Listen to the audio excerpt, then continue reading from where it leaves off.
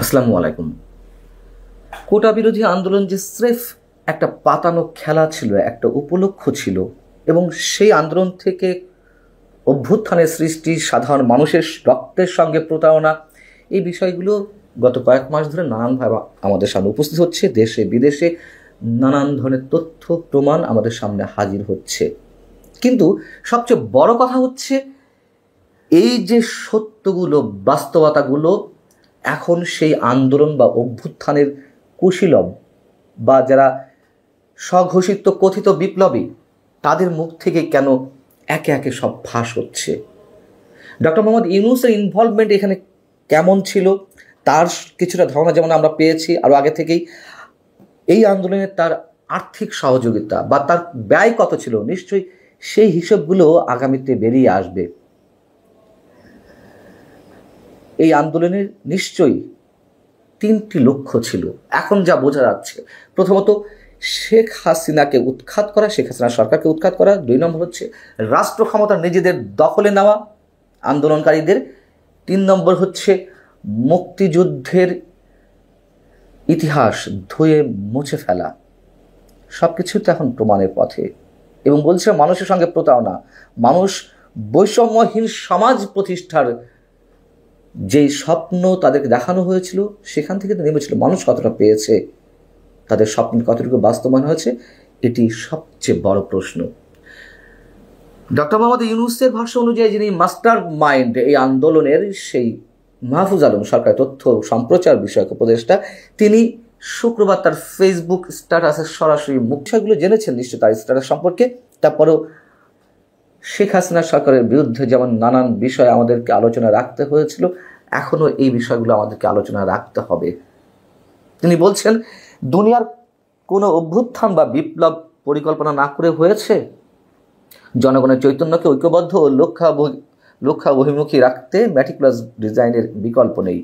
যখন জনগণ নেতৃত্ব ও বক্তব্য পেয়ে যাবে এবং বিপ্লবের অবজেক্টিভ কন্ডিশন প্রস্তুত, তখন আর প্ল্যানের দরকার পড়ে না। কিন্তু তার আগে রাজনৈতিকভাবে জনগণকে প্রস্তুত এবং বিপ্লবী করে তোলা ম্যাটিকুলাস ডিজাইন হলে সমস্যা কোথায়? এবং তিনি এই আন্দোলনের গতি প্রবাহকে 2টি অংশে ভাগ করেছেন। একটি হচ্ছে 5 জুন থেকে 18 জুলাই। বেশ ভালো কথা, খেয়াল রাখবেন, 5 জুন থেকে 18 জুলাই। এবং এই অংশে অভ্যুত্থানের প্রেক্ষাপট এবং নেতৃত্ব তৈরি হয়েছিল। আর 19 জুলাই থেকে 5 আগস্ট পর্যন্ত সকল স্তরের ছাত্র জনতার অংশগ্রহণ এবং আত্মদানে অভ্যুত্থান সফল হয়েছিল। প্রথম অংশ অবশ্যই ম্যাটিকুলাস ডিজাইন ছিল। আমি তার বক্তব্যই ধরলাম, আমাদের মন গড়া কোনো তথ্য নয়, শুধু একটু বিশ্লেষণ করি, সমীকরণটা মেলাই। আবু সাইদের জন্য আমাদের অবশ্যই রক্তক্ষরণ ঘটে, কিন্তু কার গুলিতে মারা গিয়েছিল এই প্রশ্ন অনেকেই তুলেছেন, আমরা বিরোধিতা করেছিলাম। কিন্তু মাহফুজ আলম সরাসরি সেটি বলছেন, 5 জুন থেকে 18 জুলাই অভ্যুত্থানের প্রথম অংশ, ক্ষেত্র প্রস্তুতের জায়গা। তাহলে আবু সাইদ নিহত হলেন 16 জুলাই 2024। আমরা দেখেছি পুলিশ গুলি ছুড়ছে, সরাসরি দেখেছি, এটাও সত্য। কিন্তু পুলিশ তো রাবার বুলেট ছুঁড়েছিল এবং তাকে প্রায় 7-8 ঘন্টা, আমার যদি ভুল না হয়ে থাকে, 7-8 ঘন্টা পরে হসপিটালে নিয়ে যাওয়া হয়েছিল। কিন্তু পুলিশের রাবার বুলেটে তো আবু সাইদের মৃত্যুর কথা ছিল না। অন্য কেউ তাকে হত্যা করেছিল। ক্ষেত্র প্রস্তুতের জন্য লাশ প্রয়োজন, সেই কারণে। এবং সেদিন থেকেই তো আন্দোলন তুঙ্গে উঠল। আমি এই কথাগুলো বলছি মাহফুজ আলমের যে বক্তব্য, সেখান থেকেই যুক্তি খণ্ডনের জন্য জনতার, অর্থাৎ ওই সময় সাধারণ মানুষের ইনভলভমেন্ট করতে শুরু করে, মানুষ আস্তে আস্তে রাজপথে নামতে শুরু করে। সেই আন্দোলনকে আরও তীব্রতর বেগ দেওয়ার, গতি দেওয়ার একটি ডিজাইন নিশ্চয় ছিল। একের পর এক লাশ। মুগ্ধ কাদের গুলিতে নিহত হয়েছিলেন? স্নাইপার রাইফেলের ব্যবহার কেন হলো? কাদের হাতে গেল? কারা দিল স্নাইপার রাইফেল? এই প্রশ্নগুলো অনেক আগে থেকে উঠেছে। এখন সেগুলোকে জায়েজ করলেন মাহফুজ আলম নিজেই। আমি বলছি না তখন পুলিশের গুলিতে সাধারণ ছাত্রদের কেউ মারা যায়নি। অবশ্যই আমাদের মনে আছে তৎকালীন স্বরাষ্ট্রমন্ত্রী আসাদুজ্জামান খান কামালকে ওয়ারি জোনের ডিসি, একজন ডিসি, তিনি মোবাইলে ফুটেজ দেখাচ্ছেন, স্যার একটা একটা করে গুলি করা হয়, মারা যায়, আবার বাকিগুলো দাঁড়ায় পড়ে, এগুলোও ঘটেছে। কিন্তু ম্যাসিভ আক্রমণটা কাদের পক্ষ থেকে ছিল সেই বিষয়টি কিন্তু এখন মাহফুজ আলমরা নিজেই আমাদেরকে প্রশ্ন করার সুযোগ তৈরি করে দিচ্ছেন। বিএনপি নেতারা, শিবিরের নেতারা তো স্পষ্ট বলেছেন কোথায় কোন পুলিশকে কারা হত্যা করেছে। সিরাজগঞ্জের 18 জন পুলিশকে হত্যা করে যে গাছের সঙ্গে ঝুলিয়ে রাখা হলো, সেটি বিএনপি নেতারা দাবি করছেন যেটি আমরা করেছি। মেট্রো রেল বিটিভি ভবনে আগুন দেওয়ার বিষয়টা তো এনসিপি নেতারা সরাসরি টকশোতে উচ্চারণ করছেন, আমাদের কিন্তু আর বিশ্লেষণ না করলেও চলবে। যে বিষয়টি প্রথমে উল্লেখ করছিলাম, ডক্টর মোহাম্মদ ইউনূসের ইনভলভমেন্টটা কেমন ছিল, সেটিও নিশ্চয়ই আমরা আশা করছি খুব শীঘ্রই বের হবে, এই বিপ্লবীদের মুখ থেকেই বের হবে। তার কারণ কয়েকটি প্রমাণ তো এরই মধ্যে পাওয়া গেছে। আমি এর আগেও বলেছি, যেমন লন্ডনের দ্য ফিনান্সিয়াল টাইমসকে ইন্টারভিউ দেওয়ার সময় তিনি বলেছেন যে এই ছাত্রদের সঙ্গে 5 আগস্ট শেখ হাসিনার দেশ ত্যাগের আগে বা তার ভাষ্য অনুযায়ী পালিয়ে যাওয়ার আগে তাদের কারোর সঙ্গে তার কোনো যোগাযোগ ছিল না। 5 আগস্ট তাদের পক্ষ থেকে ফোন দেওয়া হয়, তাকে সরকারের দায়িত্ব নেওয়ার প্রস্তাব দেওয়া হয় এবং তিনি স্পষ্টভাবে বলেছেন যে আমি তাদের কাউকে চিনতাম না। অথচ বৈষম্য বিরোধী ছাত্র আন্দোলনের অন্যতম মুখ্য সংগঠক বা জাতীয় নাগরিক পার্টির এখন যিনি শীর্ষ নেতাদের একজন হান্নান মাসুদ, তিনি প্রকাশ্যে নিজের মুখে টেলিভিশনে সাক্ষাৎকারে বলছেন যে তার সঙ্গে এমনকি দল গঠনের বিষয়ে তার যে নাগরিক শক্তি ছিল 2007-08-এর দিকে ওয়ান ইলেভেনের সময়, সেটির সঙ্গে যেই ছাত্র আন্দোলন বা গণঅভ্যুত্থান সৃষ্টি, তার যে মুখ্য ভূমিকা পালন করেছিল যে প্ল্যাটফর্মটি নাগরিক শক্তি,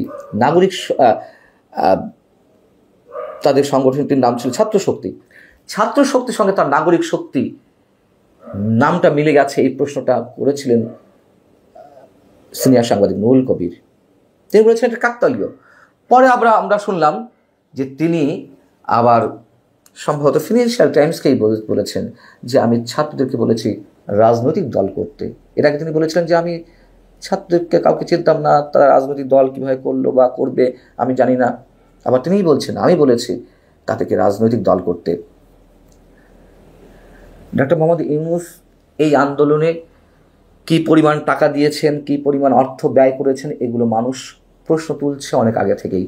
আমরা জানি না, হয়তো খুব শিগগির সেটিও বের হয়ে আসবে। মাহফুজ আলম আবার ধৃষ্টতা দেখিয়েছেন, প্রচণ্ড ধৃষ্টতা। তার স্ট্যাটাসে আবারও আমাদের মুক্তিযুদ্ধকে খাটো করার একটা সুযোগ পেয়ে গেছেন এবং তিনি যথারীতি করেছেন। তিনি বলছেন যে ম্যাটিকুলাস ডিজাইনের সমস্যা কোথায়? পাকিস্তানি স্বৈরশাসকদের বিরুদ্ধে ম্যাটিকুলাস ডিজাইন করে আগরতলা ষড়যন্ত্র, 69 গণঅভ্যুত্থান, 71 মার্চ মাসে অসহযোগ আন্দোলন ইত্যাদি ইত্যাদি হয়েছে, তাহলে 24-এর গণঅভ্যুত্থান ম্যাটিকুলাস ডিজাইন হলে সমস্যা কোথায়? তিনি কোথাও বলছেন যে সিরাজুল আলম খান, তাজউদ্দিন, শেখ মুজিব, সিরাজ শিকদার, ভাসানী, তারা যদি ম্যাটিকুলাস ডিজাইনের অংশ হয়ে পাপ বোধ না করেন, কি ভয়ঙ্কর কথা, তাদেরকে পাপ বোধ করতে হবে।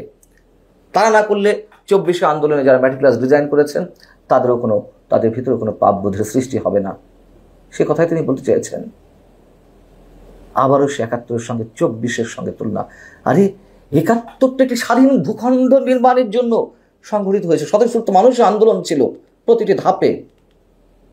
এখানে তো ম্যাটিকুলাস ডিজাইন করে মানুষদেরকে আনা হয়েছে। এবং অবশ্যই বলছি, আওয়ামী লীগের অনেক পরিবারের সদস্যরাও এই আন্দোলনের জন্য অংশ নিয়েছিল, অবশ্যই নিয়েছিল। শেখ হাসিনার 15 বছরের দুঃশাসন, তারা ক্ষুব্ধ হয়ে একটা সময় নেমেছিল, কিন্তু তাদের সঙ্গে তো প্রতারণা করা হলো। 71টা তা ছিল না। আমি ধরে নিলাম যে 71-এর সঙ্গে তিনি তুলনা করছেন। আচ্ছা, সাধারণ মানুষের স্বপ্ন কি ছিল বা তাদেরকে কি স্বপ্ন দেখানো হয়েছিল? কোনো কোটা থাকবে না, স্বপ্ন পূরণ হবে, কোনো বৈষম্য হবে না, গণতান্ত্রিক সমাজ ব্যবস্থা হবে, মানুষ ভোট দিতে পারবে। একটা কিছু হয়েছে 71-এ। আমি তর্কে খাতিরে আবারও বলছি যে সমপর্যায়ে নিয়ে যাওয়ার পরেও বঙ্গবন্ধু, ভাসানী, সিরাজুল আলম খান, তারা যে স্বপ্ন এঁকেছিলেন, স্বপ্ন বুনেছিলেন, স্বপ্ন দেখিয়েছিলেন মানুষকে, তারা কথা রেখেছেন, তারা একটা স্বাধীন ভূখণ্ড দিয়েছেন, বঙ্গবন্ধুর নেতৃত্বে দেশ স্বাধীন হয়েছে। তারাই ম্যাটিকুলাস ডিজাইন দিয়ে কি দিয়েছে মানুষকে? নিজেদের স্বার্থ সিদ্ধি করা ছাড়া, নিজেদের রাষ্ট্র ক্ষমতা দখল করা ছাড়া। আমরা এটুকু বলতে পারি, এখন একে একে তারা যা বলছে তারা নিজেরাই প্রমাণ করছেন। 24-এ যারা নিহত হয়েছেন, যারা আহত হয়েছেন, তাদের রক্তের সঙ্গে তারাই প্রতারণা করছেন। এবং সবশেষ যে প্রশ্নটি করতে চাই তা হচ্ছে, কেন তারা একে একে সব ফাঁস করছে? সশস্ত্র বিপ্লবের কথা বলেছে আসিফ মাহমুদ। যদি 5 আগস্ট শেখ হাসিনা দেশ না ছাড়তেন বা পালিয়ে না যেতেন, তাহলে সেই অস্ত্রগুলো কোথায়? আজকে ম্যাটিকুলাস ডিজাইন ফাঁস করে দেওয়া হচ্ছে ঔদ্ধত্যের সঙ্গে। কেন? তার কারণ সব কিছু তারা পেয়ে গেছে। তারা এখন যা ইচ্ছে বলতে পারে, যা ইচ্ছে করতে পারে, এই যে কারণ নেই। কারণটি কি এটি? আমরা অপেক্ষায় থাকব, মানুষও অপেক্ষায় থাকবে নিশ্চয়ই আরও অনেক কিছুর জন্য। সেটি তার পক্ষে যাক, কারোর পক্ষে যাক কিংবা বিপক্ষে যাক। অবশ্যই কোনো কোটা থাকবে না, স্বপ্ন পূরণ হবে, কোনো বৈষম্য হবে না, গণতান্ত্রিক সমাজ ব্যবস্থা হবে, মানুষ ভোট দিতে পারবে। একটা কিছু হয়েছে 71-এ। আমি তর্কে খাতিরে আবারও বলছি যে সমপর্যায়ে নিয়ে যাওয়ার পরেও বঙ্গবন্ধু, ভাসানী, সিরাজ আলম খান, তারা যে স্বপ্ন এঁকেছিলেন, স্বপ্ন বুনেছিলেন, স্বপ্ন দেখিয়েছিলেন মানুষকে, তারা কথা রেখেছেন। তারা একটা স্বাধীন ভূখণ্ড দিয়েছেন, বঙ্গবন্ধুর নেতৃত্বে দেশ স্বাধীন হয়েছে। তারাই ম্যাটিকুলাস ডিজাইন দিয়ে কি দিয়েছে মানুষকে? নিজেদের স্বার্থ সিদ্ধি করা ছাড়া, নিজেদের রাষ্ট্র ক্ষমতা দখল করা ছাড়া। আমরা এটুকু বলতে পারি, এখন একে একে তারা যা বলছে তারা নিজেরাই প্রমাণ করছেন। 24-এ যারা নিহত হয়েছেন, যারা আহত হয়েছেন, তাদের রক্তের সঙ্গে তারাই প্রতারণা করছেন। এবং সবশেষ যে প্রশ্নটি করতে চাই তা হচ্ছে, কেন তারা একে একে সব ফাঁস করছে? সশস্ত্র বিপ্লবের কথা বলেছে আসিফ মাহমুদ।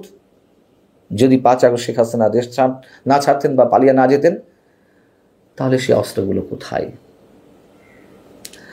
আজকে ম্যাটিকুলাস ডিজাইন ফাঁস করে দেওয়া হচ্ছে ঔদ্ধত্যের সঙ্গে। কেন? তার কারণ সব কিছু তারা পেয়ে গেছে। তারা এখন যা ইচ্ছে বলতে পারে, যা ইচ্ছে করতে পারে, এই যে কারণ নেই। কারণটি কি এটি? আমরা অপেক্ষায় থাকব, মানুষও অপেক্ষায় থাকবে নিশ্চয়ই আরও অনেক কিছুর জন্য। সেটি তার পক্ষে যাক, কারোর পক্ষে যাক কিংবা বিপক্ষে যাক। অবশ্যই